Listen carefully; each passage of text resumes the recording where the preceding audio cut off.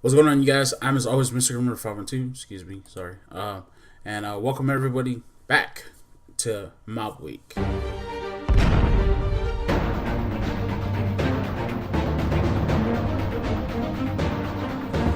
On today's episode, on episode 20, what episode is this? Oh, on episode 22 of Back in Time, we're gonna go back to 1992.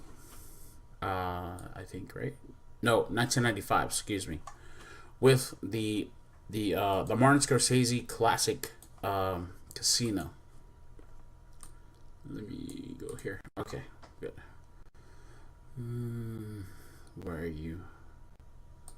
You sorry bastard. Here we go. Here we go. Okay, so Casino.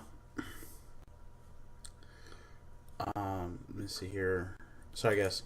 Okay, so Casino was directed by Martin Scorsese, and stars Robert De Niro, Sharon Stone, and Joe Pesci.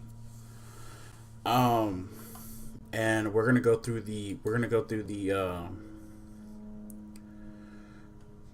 Casino is also based on a story by Nicholas Pileggi called Casino, Love, and Honor in Las Vegas. Um, the plot goes as follows: De Niro stars as Sam Ace Roston, a Jewish American gambling handicapper who is called by the Chicago outfit to oversee the day-to-day operations at the Tangiers Casino in Las Vegas. His character is based on Frank Rosenthal, who wait, what? Oh, sorry guys, I apologize. Um, his character is based on Frank Rosenthal, who ran the Stardust, Fremont, and Hacienda casinos in Las Vegas for the Chicago outfit in the 1970s until the early 1980s. Pesci plays Nicholas Nicky Santoro, based on the real-life mob enforcer Anthony I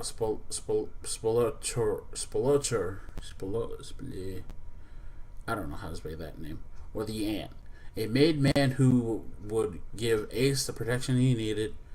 Nicky is sent to Vegas to make sure the money that Tangiers skimmed off the top and mobsters in Vegas are kept in line. Sharon Stone plays Ginger McKenna, Ace's scheming, self-absorbed wife, based on Jerry McGee. Casino was okay. I'm not gonna read all that, but anyway. Okay, so you basically know the story of that. So we're gonna talk about the.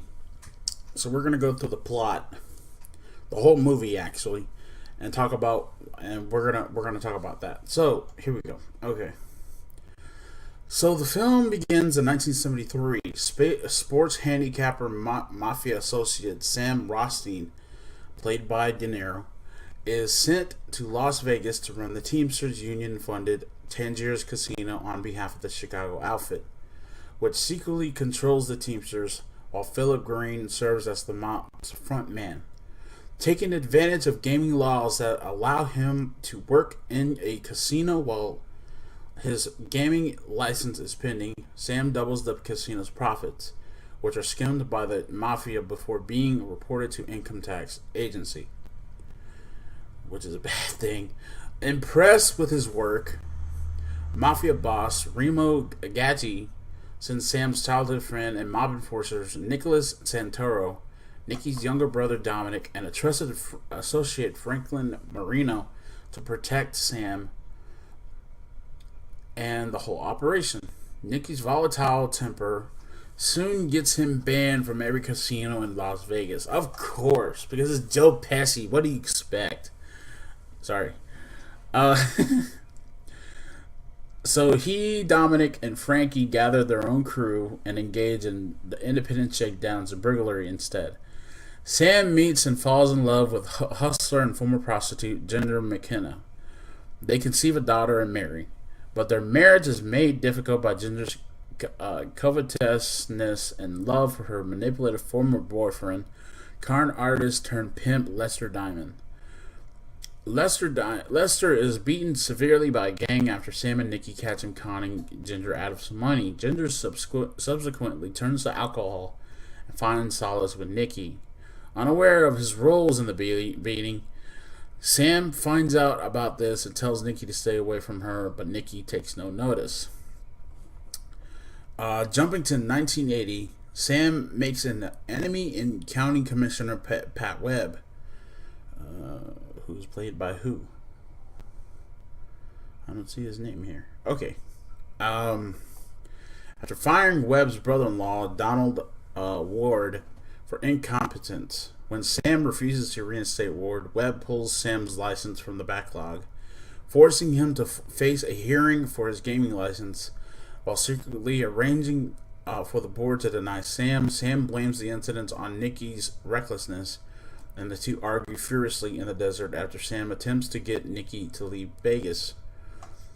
The casino counters begin scheming money for themselves. The bosses find out and place Kansas City underboss Artie Piscano in charge of overseeing transactions. Piscano is unable to find the thieves, but keeps tabs on everything he knows about Vegas in a private notebook and rants about it in his grocery store. The FBI, investigating a separate crime, have wired Piscano's store. Piscano's detailed complaints to people such as his mother, complete with names, spurs the FBI to begin investigating the casino. Ooh, that's not good. Tired of her alcoholism, Sam finally seeks to divorce Ginger, who then kidnaps their daughter Amy, takes her to Los Angeles, and plans to flee to Europe with her and Lester. Sam convinces Ginger to come back with Amy, but cannot hide his anger over her not admitting to her cocaine use. After he overhears Ginger talking on the phone about having him killed, Sam kicks her out of the house, but relents and allows her to come back. But Ginger then approaches Nikki for help in getting her valuables from her Sam's shared safety deposit box, and the two start an affair. Sam discovers this after finding Amy tied to her bed by Ginger, who was with Nikki at his restaurant. Sam confronts and disowns Nikki and severs his tie with Sam confronts and disowns Ginger and severs his ties with Nikki. There we go. Sorry, I apologize. Who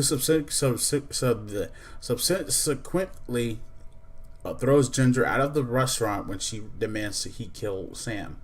A furious and drunk Ginger crashes a car into Sam's driveway the next morning, making a scene, and retrieves the key to their safety deposit box after distracting the attending of police.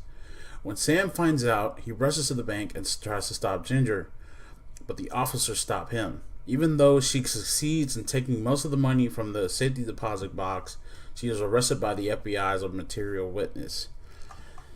Ooh, that's a lot. Having gathered enough evidence, the FBI moves in and closes the casino in 1983. Green decides to cooperate with the authorities. Piscano gets so upset by this that he dies of a heart attack upon observing federal agents discovering his notebooks. Nikki flees Vegas before he can be caught. The FBI approached Sam for help by showing him photos of Nikki and Ginger together, but he turns them down. The bosses are arrested and put on trial. Knowing that they will be convicted, they decide to eliminate anyone involved in the scheme to prevent them from testifying, prolonging their coming sentences. Among those killed are 3 casino executives, Teamsters head Andy Stone, and money courier John Nance. Ginger travels to Los Angeles and ultimately dies of a drug overdose in a motel. Sam himself is almost killed in a car bomb and suspects Nikki is behind it. Before Sam can take his revenge, Nikki arranges a meeting with a gang, including Dominic, in a cornfield, and the 2 brothers are brutally beaten and buried alive. The bosses, having had enough of Nikki's reckless behavior and suspecting his role in Sam's car bombing. With the mob now out of power, the old casinos are purchased by big corporations. The corporations build new, gaudier attractions, which Sam laments are not the same as when the mafia was in control. Sam subsequently retires to San Diego and continues to live as a sports handicapper for the mob. In his own words, ending up right back where I started. Okay, so let's talk about this for a minute. How much I thought Sharon Stone's character was a bit of a bitch. That's saying a lot, because she was every time Sam actually really loved her, and every time the fact she would try to screw him out of every freaking thing he owned. She just screwed his best friend. She screwed him out of his money. She did all this shit, and at the end she took her own life. I thought that she was a goddamn bitch. But Nicky, on the other hand, let's talk about him. Nicky is a scumbag. Just like I thought Nicky was a scumbag bastard for what he did to Sam. And for Sam to for freaking Ginger to do what they did, for Nicky and Ginger to do what exactly the hell they did, they're messed up for that. And then, while on top of that, Sam has to go through a bunch of hell with the mob. He's going through a bunch of hell. At the end, I'm glad that Nicky got his ass killed. I'm glad that Nicky and his bullshit brother got his ass killed. But that they were killed in that damn cornfield. Let me see if I can try to remember this. So it was his brother Dominic. Okay. But I think that he was an asshole. And then also James Woods' character, Lester, he's a scumbag too. He's nothing but a goddamn scumbag too. For Ginger to try to go back to her pimp and for him to not knowing that he's screwing her out of her, he's screwing her behind her back. She has no fucking idea what the hell's going on. It's just very, very not good. But people get in this film. Karma's a son of a bitch. People in this film gets it a lot. But I thought Martin Scorsese did good with this film. I didn't like Sharon Stone's character because I thought she was a bitch for what she did to De Niro's character. Nicky was an asshole, as I said before, but I still enjoyed Sharon Stone's performance. I still enjoyed Joe Pesci's performance, even though we've seen it before, like in the Goodfellas movie that I reviewed a few days ago. We saw that. So, but even still, this movie to me was a very good movie. I liked it a lot. For what happened, for I think De Niro pulled out all the stops, just like everyone else on the cast did, and they put out one hell of a movie. But before I go, you're wondering, Grim, what did you give it? Well, I gave it a 9.5 out of 10. Simply because I hated Nicky for what he did. I hated Ginger for the shit that she pulled. I thought that James Woods' character was a complete asshole. I didn't like his character all that much. Lester, I thought Lester was a complete prick. But the only person, but I enjoyed that's exactly how they were supposed to have been written. But the car bomb scene was good. I like that.